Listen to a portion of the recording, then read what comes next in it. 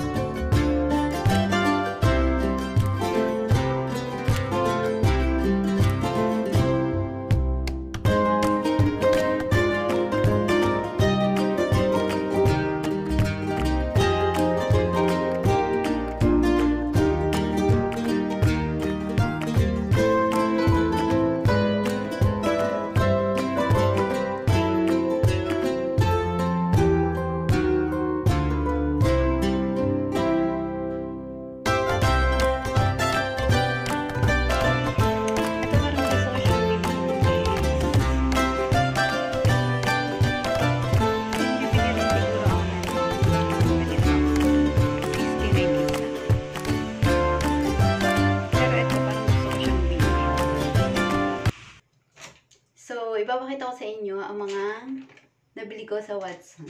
Ulay. Ito yung ginagamit ko sa face ko kahit na medyo expensive ng konti. Hindi naman masyado. Pero kasi ito maganda. Hindi mo na kailangan bumili ng kung ano-ano. Ito lang, sapat na siya. Nandito na lahat.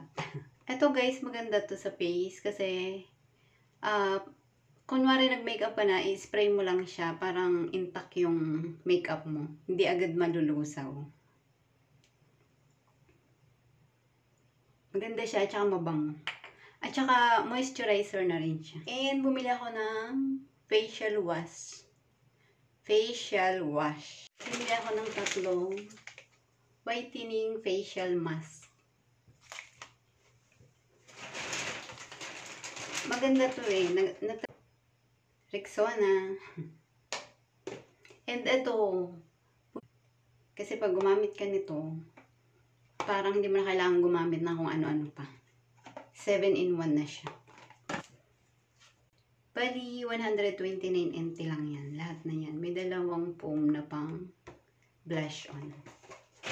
And also, hindi mo mawala ang napkin. Alam nyo ba guys, na ang napkin dito sa Taiwan sobrang mahal. Grabe ang mahal. Wala kang mabibili rito na katulad ng Charmy na 18 pesos. Dito mahal ang napkin. Unlike sa Philippines, sobrang bantay ng DTI. Yung mga naka-display sa store na mga expiration date. So sa SM, lalo na sa SM, nagtrabaho ako dati doon. Once na may expired na yan, sinisale na yan. Pag hindi na ubos yan, pull out na yan. Dito hindi. Sobrang expired na. Binibenta pa nila. Kaya ako bumili na to. Magtatry ako mag-makeup. So, thank you for watching and see you on my next video.